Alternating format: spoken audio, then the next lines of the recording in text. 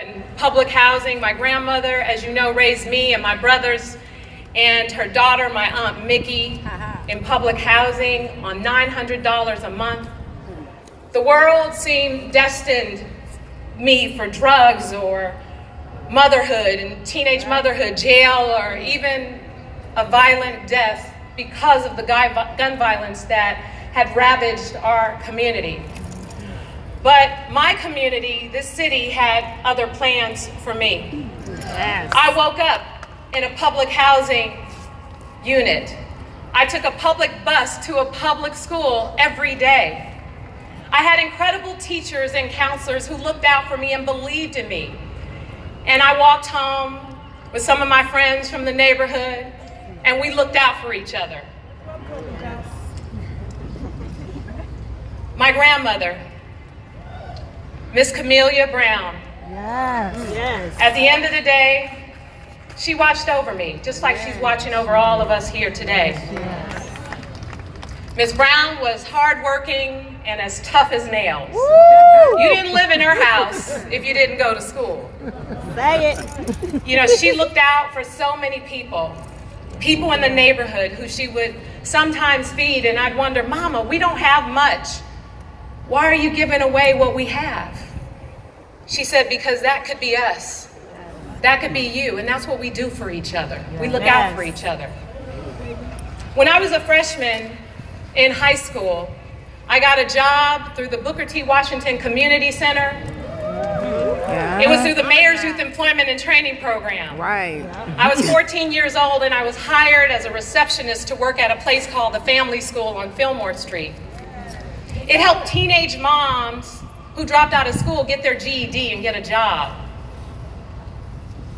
And I remember one day I saw the executive director, Reverend Calvin Jones Jr., writing a check to pay for his student loans. And I said, what are you doing? You're still paying for school? He said, yes. I can pay this for the rest of my life, but they can never take away my education. Yes. I can get a job anywhere doing anything I want.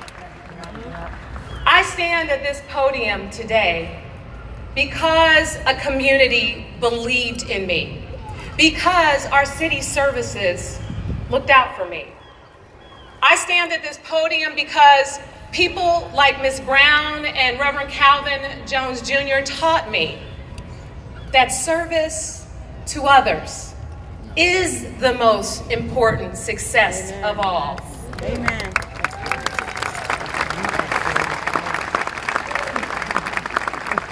In the hope that together we can build a San Francisco where the next generation of young people can go from public housing to the mayor's office. Yes.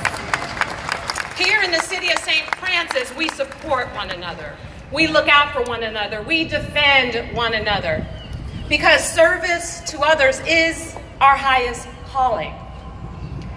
I am prepared for our many city challenges to emerge, and I know that together we can accomplish anything.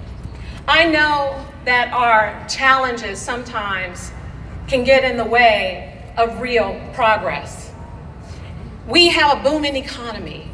We have an amazing city where there is incredible wealth, and at the same time, it's creating a lot of challenges for our most disadvantaged residents. We have people who come from all over the world, who come to create, who are innovative, who look at San Francisco and think that's the place I want to be. And we have failed. We have failed in building more housing to accommodate the increase in the number of job opportunities that have poured into San Francisco, pushing residents who have been here all their lives out of the city that they call home. Yes. Yeah. Our streets are filled with people who unfortunately need our help, who are struggling and who are frankly dying right in front of our eyes. And these and many other folks often, sometimes, are neglected. They need us here in this building to make better decisions. They need us to stand up and make the hard decisions, to make the change, to get us on the right track. We are not a tale of two cities. We are one San Francisco. And as your mayor, I will do everything I can to unite us and bring us together for the purposes of doing exactly what we need to get on the right track.